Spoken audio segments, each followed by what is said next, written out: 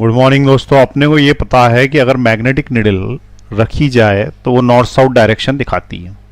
ठीक है, तो ये एक मैग्नेटिक निडल रखी हुई है, आपको दिख रही होगी, जो कि नॉर्थ साउथ डायरेक्शन दिखा रही है। और इसके नीचे एक वायर रखा हुआ है। ठीक है, सिर्फ वायर रखा हुआ है जिसके दो सिरे हैं। और ये जो दो सिरे हैं इसमें से एक सिरा ये है और दूसरा वाला ये है। ठीक है, अभी डिफ्लेक्शन कुछ नहीं आ रहा, निडल जो है वो नॉर्थ साउथ में है। अब मैंने क्या किया कि एक वायर सेल लिया। अब ये जो सेल लिया इसके में जो दो सिरे हैं इनको इससे जोड़ूंगा बैटरी से। ठीक है, अब जैसे ही मैं बैटरी से जोड़ूंगा तो यहाँ पे देखना कि जैसे ही मैंने इसको टच किया तो इसके अंदर क्या हुआ, डिफ्लेक्शन आया निडल के अंदर। इसका मतलब क्या हुआ कि इस वायर ने एक मैग्नेटिक फील्ड बना दिया था। ठीक है, और ये वायर में एक मैग्नेटिक फील्ड बना दिया था किसकी सहायता से, इस सेल की सहायता से। इसका मतलब ये हुआ कि यदि वायर में से करंट भेजा जाता है तो उसके अंदर आसपास एक मैग्नेटिक फील्ड क्रिएट हो जाता है और वो जो मैग्नेटिक फील्ड है वो एक मैग्नेटिक निडल को घुमा सकता है। जबकि इसके पहले क्या माना जाता था कि मैग्नेटिक निडल को सिर्फ एक मैग्नेट ही घुमा सकती है। ये अब जैसे ये मैग्नेट लेके आया मैं इसके पास, तो ये मैग्नेट डिफ्लेक्शन दिखा रही है उसका। ठीक है, अगर मैं इसको इधर साइड कर दूंगा तो इसका पोलरिटी अलग हो जाएगी, नॉर्थ पोल आ गया। और अगर मैंने साउथ पोल कर दिया तो इधर साइड कुछ और दूसरी तरफ डिफ्लेक्शन दिखाने लग जाएगी। ठीक है, ऑसिलेशन इसलिए कर दी क्योंकि झटके से जब उसके ऊपर एक टॉर्क क्रिएट होता है तो वो एक ऑसिलेशन स्टेट में आ जाती है। धीरे से करेंगे तो ये नहीं होगा। अब इस वाले केस में ये पोल आए तो इधर वाली, और इधर वाले केस में नॉर्थ पोल, तो नॉर्थ अटैक होता है, इधर साइड करते साउथ पोल। इसका मतलब क्या होता है, पोलरिटी चेंज हो जाती है उसकी। ठीक है, बहुत तेजी से एक्सपेरिमेंट नहीं करना चाहिए इसको, जो है वो धीरे से अगर करेंगे तो ये ऑसिलेशंस नहीं करेगी। जैसे ये मान लो कि मैं इसको इधर बिल्कुल स्लोली अगर लेके जाऊं, ठीक है ना, तो ये स्लोली अगर मैं लेके जाऊंगा तो इस केस में इसके ऑसिलेशंस कम हो जाएंगे। देखिए ये एग्जैक्ट हो गई। अब देखो मैं साउथ पोल है ना, अभी हाथ में देखो साउथ दिख रहा है। अब इसको पलट देता हूँ मैं नॉर्थ, तो ये वाला आ गया आगे। ठीक है, इधर साइड ये किया, फिर वही स्लोली करना चाहिए था, ये साउथ। ठीक है, तो पोलरिटी बदल जाती है। तो ऐसे ही अगर अपन वायर जो लेते हैं, वायर, इससे अपन जब मैग्नेटिक फील्ड बनाते हैं तो ये जो मैग्नेटिक फील्ड बनता है इस वायर के कारण, इसमें भी जब तुम पोलरिटी बदलोगे, पोलरिटी का मतलब क्या, प्लस वाला सिरा अलग और माइनस वाला अलग, तो इस तरीके से यदि इसको रखोगे ऐसे तो अलग मैग्नेटिक फील्ड बनेगा, और पलटा दोगे तो इसके अपोजिट डायरेक्शन में मैग्नेटिक फील्ड बनेगा। तो वो निडल को एक बार इधर ले जाएगा, दूसरी बार निडल को इस तरफ ले जाएगा। ठीक है, तो ये जो एक्सपेरिमेंट है ये सबसे पहले जॉन क्रिश्चियन ऑर्स्टेड ने किया था, और ये किया था अपनी क्लास में, और बाई चांस हो गया था एक्सीडेंटली।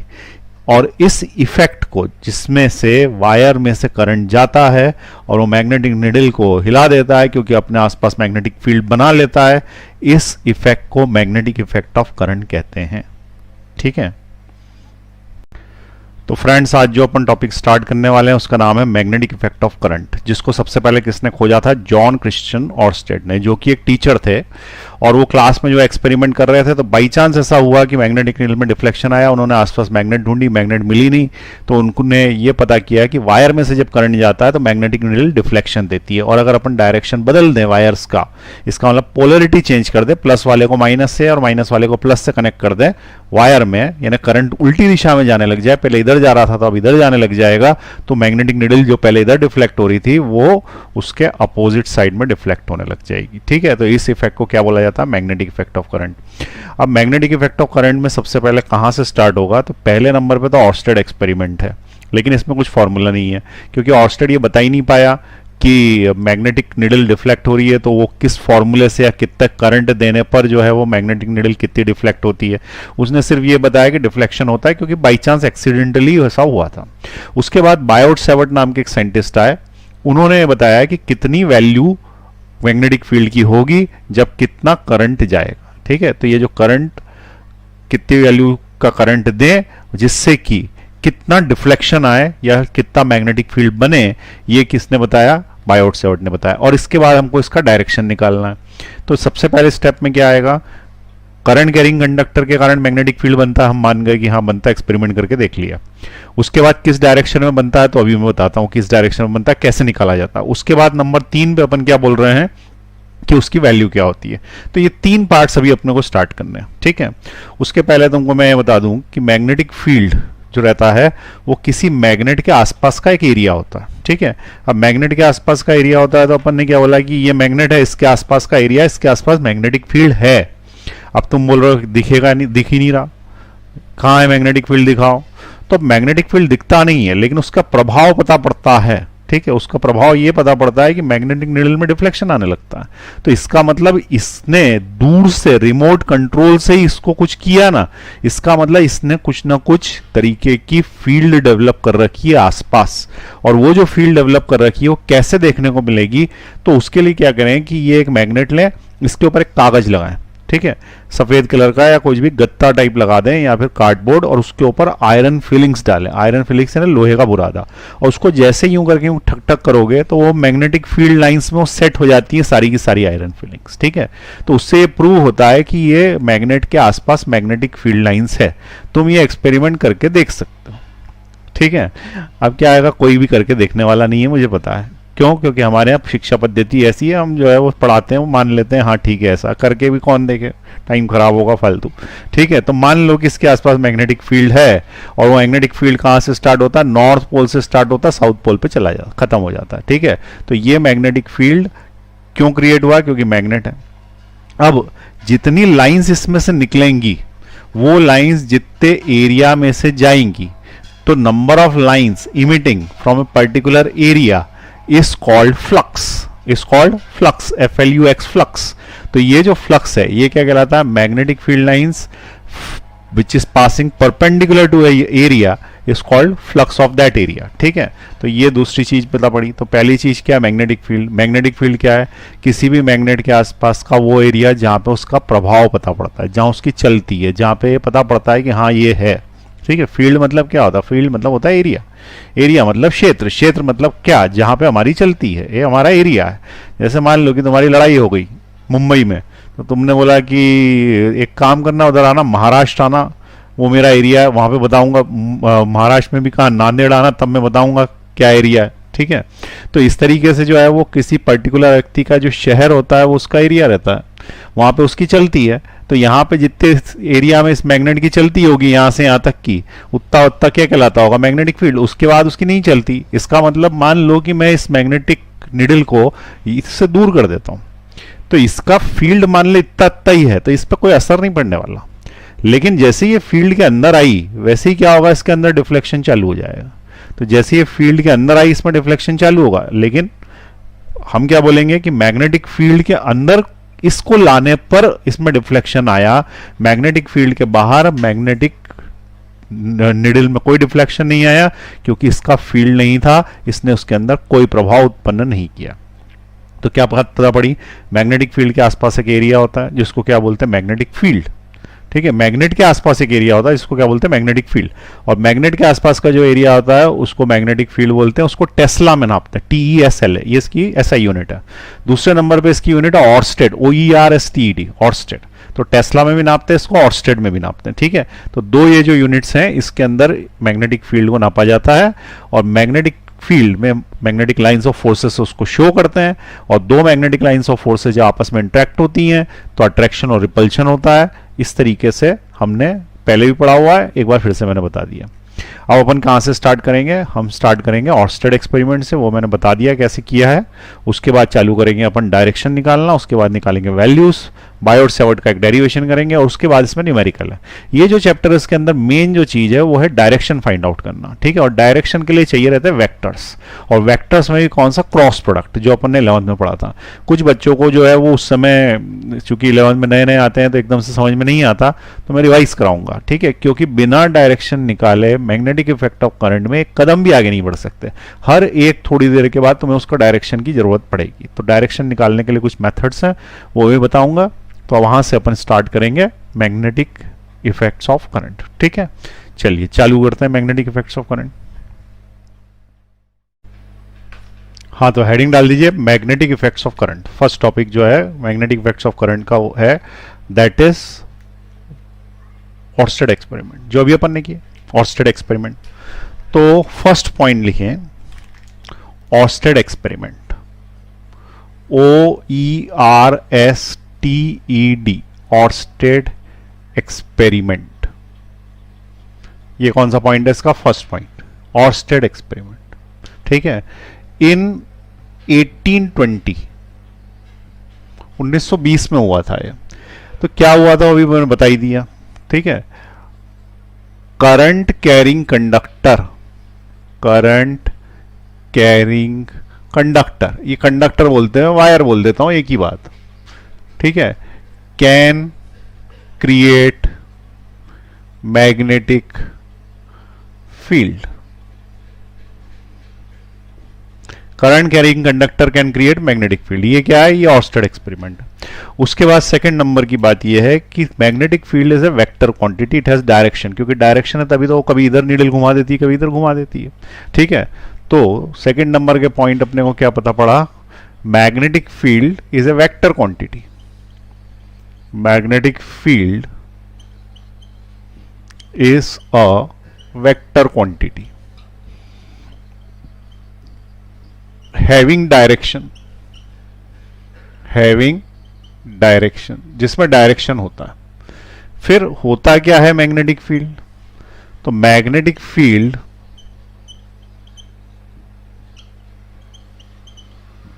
को अपन बी से लिखते हैं और ये वेक्टर। ठीक है, तो इट इज द स्पेस, थोड़ी डेफिनेशन लिखनी पड़ेगी स्टार्टिंग में, चैप्टर में ऐसी होती है। It is the space around a magnet, magnet बोल दो या वायर बोल दो, current carrying conductor. It is the space around a magnet where its effect, effect का मतलब फोर्स, कैन बी फेल्ट। जहां पे उसका इफेक्ट पता पड़ जाए, फोर्स पता पड़ जाए, उसको अपन क्या बोलेंगे कि वहां पे मैग्नेटिक फील्ड है, उसका मैग्नेटिक फील्ड है वहां पे। ठीक है, दूसरा बी से लिखते हैं। दूसरी चीज इसकी यूनिट पता होनी चाहिए, तो इसकी जो यूनिट है वो है टेस्ला, टेस्ला इसकी एसआई यूनिट है। ठीक है, और इसके बाद आगे नेक्स्ट है फ्लक्स, फ्लक्स यानी मैग्नेटिक फ्लक्स। ठीक है, तो इसको हम लिखे magnetic flux, magnetic flux. Magnetic flux को अपन फाई से लिखते हैं। ठीक है, तो magnetic flux is the, magnetic flux is the number of lines of forces, number of lines of forces passing through a given area, through a given area perpendicular to it, perpendicular to it, passing through a given area perpendicular to it। वहां पीछे दिख नहीं रहा है तो यहां पे लिख देता हूं perpendicular to it। ठीक, समझ में आई बात? मीनिंग ये है कि लाइंस जब निकल रही हैं तो किसी एरिया में से कितनी लाइंस निकल रही हैं, 5, 10, 15, उस एरिया को छेद करते हुए कितनी लाइंस निकल रही हैं, उसको मैग्नेटिक फ्लक्स बोलते हैं। ठीक है, यदि मैग्नेटिक फ्लक्स ज्यादा है, इसका मतलब कम एरिया में से ज्यादा लाइंस निकल रही होंगी।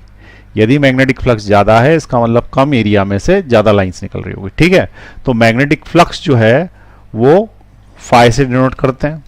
अब मैग्नेटिक फ्लक्स का फॉर्मूला है, तो magnetic flux is equal to B dot A, where B is the magnetic field and A is the area vector. ठीक है, B is the magnetic field and A is the area vector. अब ये area vector क्या होता है? ये सबसे ज्यादा जरूरी चीज है, एरिया वेक्टर क्या होता है। तो पहले भी कई बार बता चुका हूं, एक बार फिर से बता देता हूं। जैसे मान लो कि ये डस्टर है, ठीक है, ये इसका एरिया है, लेकिन ये इसका एरिया वेक्टर है।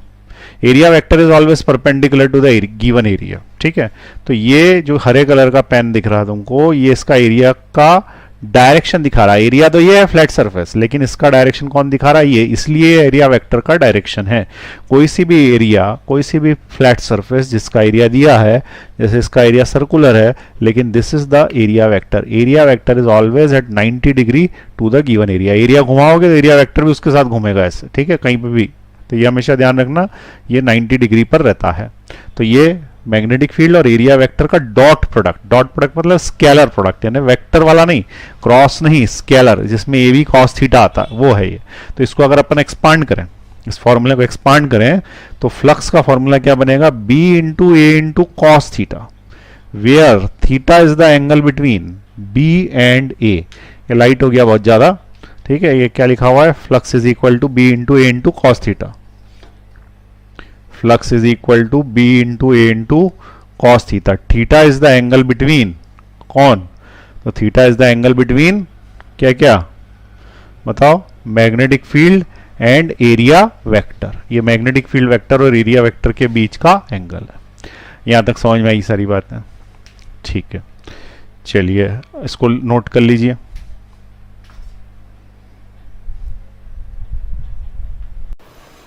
देखिए यहां पे एक मैग्नेट रखा हुआ है, ये जो मैग्नेट रखा हुआ है इसका ये नॉर्थ पोल है लाल कलर में और ये साउथ पोल है ब्लू कलर में। अब ये मैग्नेट अपने आसपास एक फील्ड बना लेता है, एक एरिया बना लेता है। उस एरिया में कोई भी लोहे की चीज लाएंगे तो ये मैग्नेट उसको अट्रैक्ट करेगा, लेकिन उस एरिया से अगर अपन दूर चले जाएंगे तो ये मैग्नेट उसको अट्रैक्ट नहीं करेगा। अब जो एरिया है या जो इसका मैग्नेटिक फील्ड है वो दिखता नहीं है, दिखाने के लिए हमें क्या करना पड़ता है, मैग्नेटिक लाइंस ऑफ फोर्सेस बनानी पड़ती है।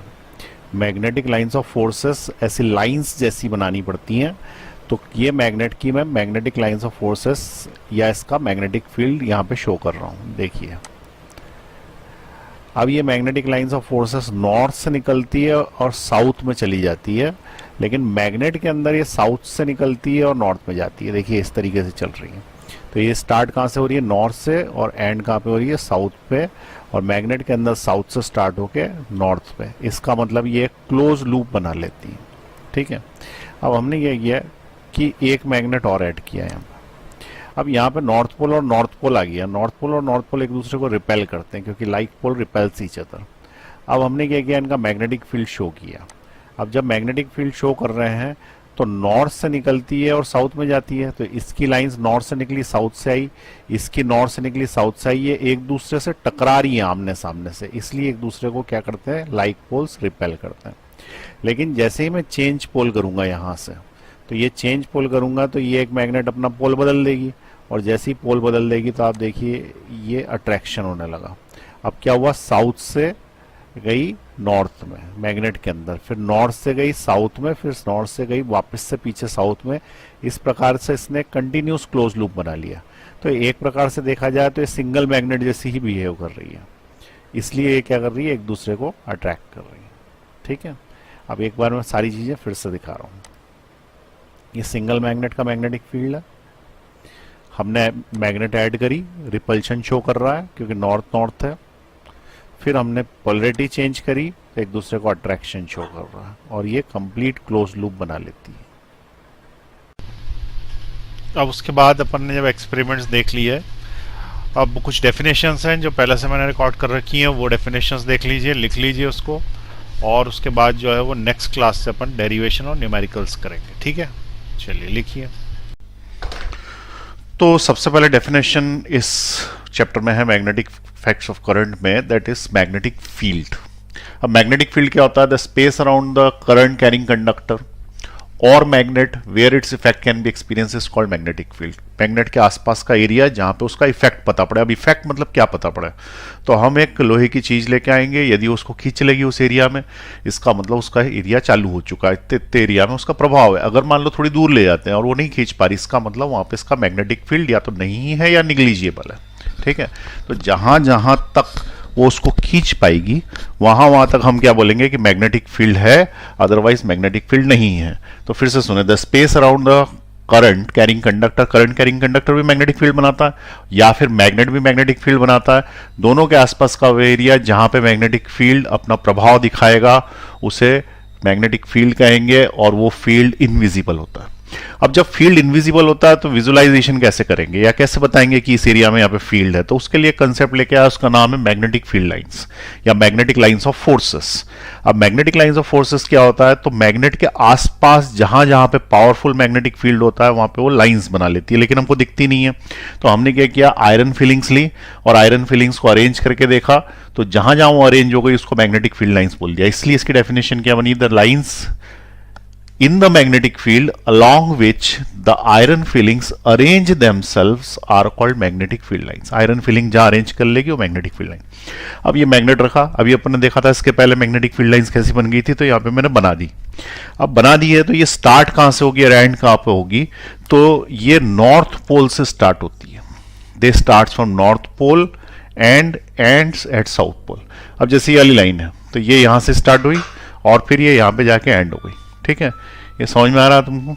तो ये इसको अपन क्या बोलते हैं, मैग्नेटिक फील्ड लाइंस यहां से स्टार्ट हो रही है और यहां पे जाके खत्म हो जाती है। ठीक है, तो आप मैग्नेटिक फील्ड लाइंस के बारे में क्या क्या पता पड़ा? पहली चीज, they starts from north and ends at south outside the magnet and inside the magnet they move from south to north. ठीक, दूसरी चीज, जिस जगह पर मैग्नेटिक फील्ड लाइंस बहुत ज्यादा डेंस होगी, डेंस यानी घनी, यानी जरा सी जगह में बहुत सारी लाइनें हैं, तो उस जगह पे मैग्नेटिक फील्ड बहुत ज्यादा होगा। अब देखो मैग्नेटिक का मैग्नेटिक फील्ड कॉर्नर्स पे ज्यादा होता है, पोल्स पे ज्यादा होता है और बीच में कम होता है। तो यहाँ पे देखें बहुत लाइन्स घनी हो गई हैं, कितनी सारी लाइनें, 1 2 3 4 5 6 7 8 इसके अंदर से निकल रही हैं। तो मैग्नेटिक फील्ड यहाँ पे बहुत ज्यादा है, यहाँ पे भी है थोड़ा, लेकिन बाहर बिल्कुल कम है उसके मुकाबले। तो मैक्सिमम मैग्नेटिक फील्ड कहाँ पे आ गया, उसका पोल्स पे आ गया। दूसरी चीज, यदि मुझे पता करना है कि इस पर्टिकुलर जगह पर कहां पे मैग्नेटिक फील्ड है, डायरेक्शन क्या है उसका, तो हम क्या करेंगे कि इसके ऊपर एक टेंजेंट डालेंगे। ये टेंजेंट, इसको बोलते हैं टेंजेंट। तो ये जो टेंजेंट है ये इस पर्टिकुलर जगह पर मैग्नेटिक फील्ड का डायरेक्शन दिखा देगा।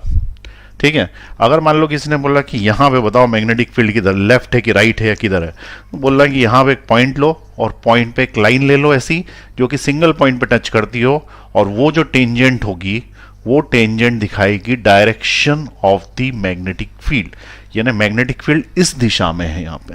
तो किस डायरेक्शन में मैग्नेटिक फील्ड है, तो अलग अलग डायरेक्शन में हमको मैग्नेटिक फील्ड यहाँ पे मिलेगा। ठीक है, तो दूसरी प्रॉपर्टी क्या बता पड़ी इसकी, कि मैग्नेटिक फील्ड लाइंस पर किसी भी पॉइंट पे टेंजेंट डाले तो हमें क्या मिल जाता है, direction of the magnetic field. ठीक है, अब इनकी प्रॉपर्टीज अपन एक बार डिटेल में लिखते हैं और फिर उसको समझेंगे।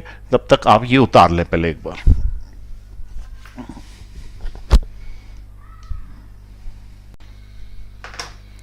तो अपन पढ़ रहे हैं properties of magnetic lines of forces. तो पहला क्या है, दे फॉर्म से क्लोज लूप अपन ने देखा था, पूरा लूप बना लेती हैं।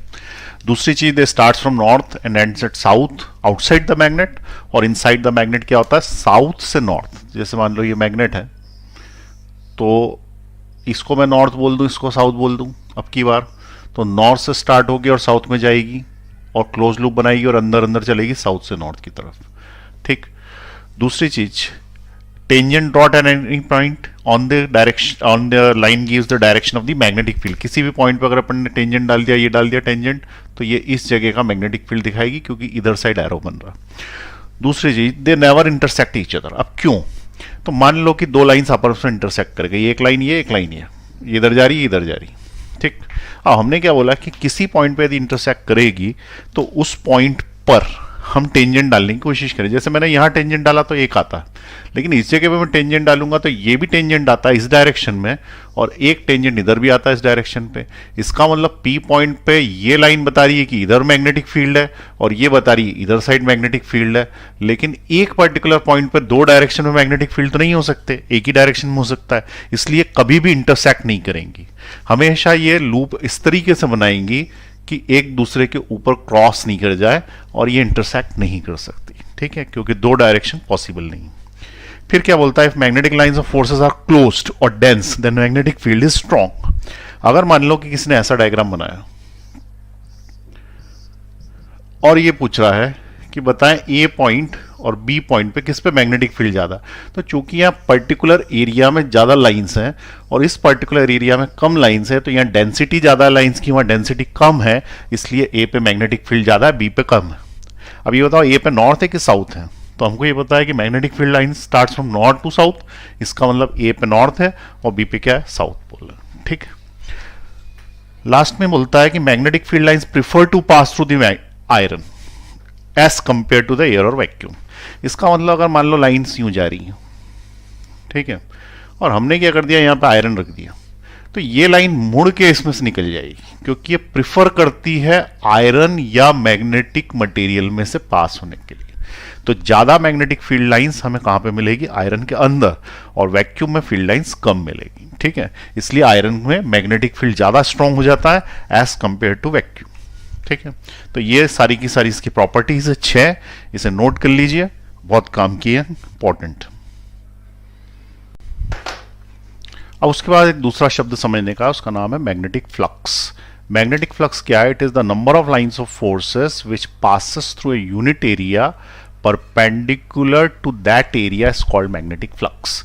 Number of lines of forces passing through a unit area perpendicular to that area. मान लो कि ये लाइंस ऑफ फोर्सेस हैं और ये किसी एरिया में से निकलती हैं, लेकिन निकलनी कैसी चाहिए? परपेंडिकुलर। जैसे पेन है, अगर ये मेरे हाथ में से निकल रहा है तो ये ऐसे ऐसे टेढ़ा नहीं जाना चाहिए, it should be perpendicular, exactly 90 degree पे होना चाहिए। तो ये एक लाइन गई, दूसरी लाइन यूं नहीं लेनी, यूं गई, तीसरी लाइन यूं गई। अब इस एरिया में से यदि 3 लाइनें पास हो रही हैं तो ये कहलाएगा, इसका फ्लक्स है 3 यूनिट्स। अब यूनिट्स क्या है वो भी बताऊंगा, लेकिन अभी काउंट करते हैं। तो मान लो कि इसके अंदर मैंने दिखा, तो यहाँ पे तुम्हें कितने फ्लक्स दिख रहा है, फ्लक्स कितने यूनिट्स है, 5 से लिखते हैं इसको। तो हम ये देखेंगे एरिया में से 1 2 3 4 5 6 लाइंस हैं और एग्जैक्टली उसको छेद करती हुई 90 डिग्री पे निकल रही हैं। तो इस एरिया से लिंक्ड फ्लक्स, इस एरिया का flux, magnetic flux is 6 units. ठीक है, अब सीधी बात है कि अगर मैग्नेटिक लाइंस ऑफ फोर्सेस ज्यादा होंगी तो फिर फ्लक्स ज्यादा होगा, और मैग्नेटिक लाइंस ऑफ फोर्सेस तभी ज्यादा होगी जब फील्ड ज्यादा होगा, और फील्ड ज्यादा हुआ और लाइंस ज्यादा हुई तो फ्लक्स ज्यादा हुआ। इसका मतलब सभी एक दूसरे प्रोपोर्शनेट है। अब मैंने ज्यादा लाइंस खींच दी तो फ्लक्स की यूनिट्स बढ़ गई, जितनी लाइन एक्स्ट्रा खींची उतना फ्लक्स बढ़ गया। ठीक, अब फ्लक्स किस बात पर डिपेंड करता है? तो 2-3 बातें। उसके लिए पहले तो हमें क्या करना पड़ेगा कि फ्लक्स का थोड़ा सा दिमाग में एक इमेज बनानी पड़ेगी। कैसे? जैसे मान लो कि ये कमरा, ठीक है, इस कमरे में मैंने क्या किया कि लेजर लाइट्स स्टार्ट करी। लेजर लाइट पता है आपको? वो स्टार्ट करी, और कैसे, ये जो दीवार है इस पे पूरे पे लेजर्स लगा दी, और लेजर लाइट्स कैसी आ रही है? इस दीवार से इस दीवार की तरफ, और ऐसे रो वाइज, जैसे रंगोली बनाते हैं तो ऐसे रो वाइज मैंने लेजर्स लगा दिए। ठीक है, या अभी एग्जाम्पल के लिए मैं तुम्हारी तरफ बना देता हूं। तो मान लो कि मैंने ये लेजर लाइट्स लगा दी ऐसी, और ये स्टार्ट कर दी लेजर। अब ये यहां पे लेजर आ रही है, दिख रही है तुमको? तो ये कमरे में लेजर आ गई। अब कमरे में लेजर आने के बाद क्या किया कि हमने एक एरिया लिया और उस एरिया से इसको कवर अप करने की कोशिश करी। जब अपन इस एरिया से इसको कवर अप करने की कोशिश करेंगे तो जितनी लाइंस उसको चीरती हुई बाहर निकल जाएंगी उतना उसका मैग्नेटिक फ्लक्स होगा। तो मान लें कि मेरे पास की एक मोबाइल है, तो मोबाइल को मैंने क्या किया, यहां रखा है ऐसे। तो ये मोबाइल में से जितनी लाइंस निकल गई, तो सपोज 6 लाइनें निकल गई यहां से क्रॉस करती हुई, तो हमने क्या बोल दिया, फ्लक्स 6 यूनिट्स। अब ये बताएं फ्लक्स बढ़ेगा कैसे? अगर मैं चाहता हूं कि फ्लक्स बढ़ाऊं तो उसके लिए क्या तरीका है? तो एक तरीका तो यह है कि हम number of lines of forces ही बढ़ा दें। जितनी ज्यादा लाइंस उतना ज्यादा मैग्नेटिक फील्ड। तो अगर हमने फ्लक्स बढ़ाना है तो हमको मैग्नेटिक फील्ड बढ़ा देना चाहिए। मैग्नेटिक फील्ड को बी से लिखते हैं।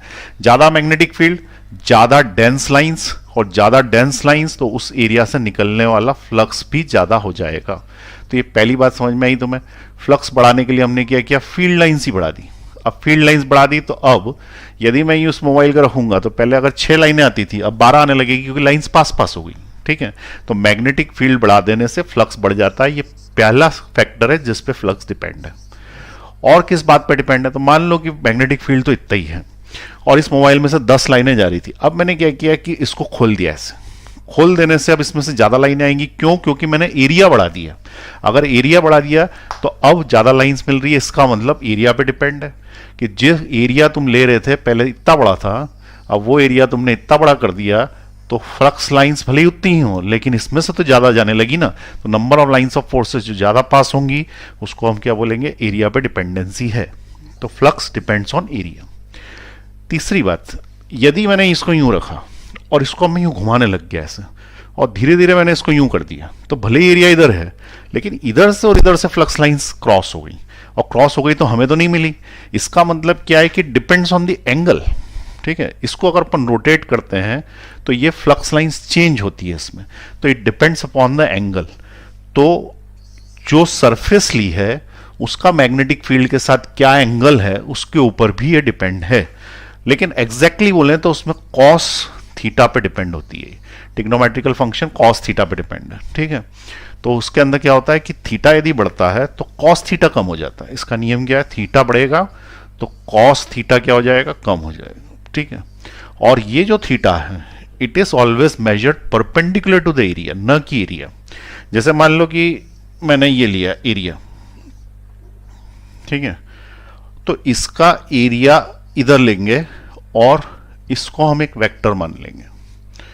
और अगर मान ले फील्ड लाइंस इधर हैं, ये फील्ड लाइंस हैं, तो इस केस में जो थीटा माना जाएगा वो 90 डिग्री माना जाएगा, ठीक है। भले ही सरफेस पैरेलल है 20 है, लेकिन एरिया कितना है, एंगल बना रहा है 90 डिग्री का, तो यहां हम 90 रखेंगे। और cos 90 की वैल्यू जो होती है, cos 90 की वैल्यू याद रखनी है 0 होती है, ठीक है।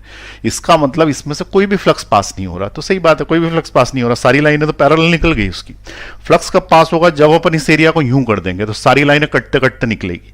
और जब तुम उस एरिया को ऐसा कर दोगे तो तुम एरिया ऐसा कर दिया, अब इसका एरिया वेक्टर इस साइड आ गया, ठीक है। इसको घुमा के ऐसा ले लिया हमने, अब लाइंस भी इधर ही साइड है, तो अब इनके बीच का एंगल कितना हो गया, मैग्नेटिक फील्ड और ए के बीच का एंगल कितना हो गया, थीटा इज नाउ 0 डिग्री। और cos 0 की वैल्यू याद रखनी है, cos 0 इज 1, और ये मैक्सिमम होती है, इससे ज्यादा नहीं हो सकती, क्योंकि सबसे ज्यादा लाइंस इसी समय पर पास हो रही हैं, बचे हुए समय पर लाइंस ज्यादा पास नहीं होंगी, ठीक है। तो ये केस क्या है, तो ये केस है जिसके अंदर मिनिमम फ्लक्स है, और ये केस है जिसके अंदर क्या है, मैक्सिमम फ्लक्स है। तो मैक्सिमम फ्लक्स ऐसे बनता है और मिनिमम फ्लक्स ऐसे बनता है। ये क्लियर हुई बात। तो ये 3 फैक्टर पे डिपेंड है, इसलिए फ्लक्स का जो फॉर्मूला आता है वो आता है magnetic field area into cos theta. ये मैग्नेटिक फ्लक्स का फॉर्मूला, ठीक है। अब फ्लक्स समझ में आ गया, इसको नोट कर लें, फिर उसके अपन आगे देखते हैं।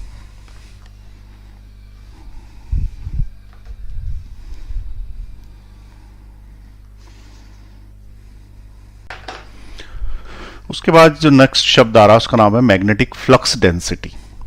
तो the strength of the magnetic field is measured by quantity called magnetic flux density which is represented by B, और ये ऊपर लगा हुआ है वेक्टर। अब मैग्नेटिक फ्लक्स डेंसिटी होता क्या है, तो हमने अभी पढ़ा कि जब मैग्नेटिक फ्लक्स ज्यादा है इसका मतलब मैग्नेटिक फील्ड ज्यादा है। तो मैग्नेटिक फील्ड को तो हमने ऐसा डिफाइन किया था कि ये तो एरिया है आसपास का।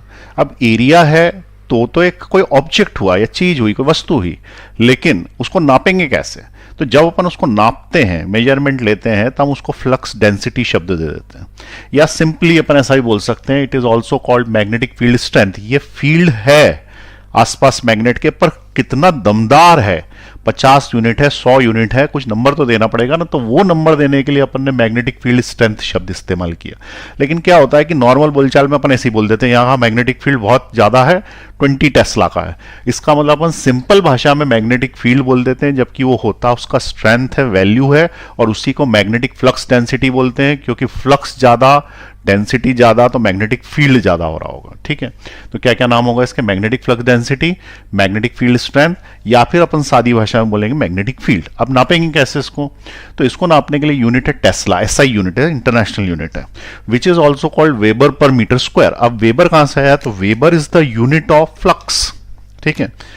फ्लक्स जब अपन ने नापा था, फ्लक्स को हमने फाइ से लिखा था, तो उसकी जो यूनिट थी, उसकी यूनिट थी वेबर, ठीक है। Weber is the unit of flux. अब हमने क्या किया कि मैग्नेटिक फील्ड को बी बोला, और फ्लक्स का फॉर्मूला भी अपन निकाल के लाए, flux is equal to B into A into cos theta. ये फ्लक्स का फॉर्मूला था, ठीक है, B into A into cos theta. अब इसके अंदर यहां पे देखिए, फ्लक्स को यदि तुम नापते हो वेबर में, तो ये हो गया वेबर, और मैग्नेटिक फील्ड को हमको नापना है, एरिया को हमको पता है कि मीटर स्क्वायर में नापा जाता है, मीटर स्क्वायर, और ये यूनिटलेस है, इसलिए बी की यूनिट क्या आ गई, बी की यूनिट आ गई वेबर पर मीटर स्क्वायर, ठीक है। तो मैग्नेटिक फील्ड को वेबर पर मीटर स्क्वायर बोल दो या टेस्ला बोल दो, दोनों ऐसा ही है। इसको गॉस भी बोल सकते हैं, ऑर्स्टेड बोल सकते हैं, लेकिन ये यूनिट जो है वो कौन सी है, सीजीएस यूनिट है, और ये वाली यूनिट कैसी है, एसआई यूनिट्स है।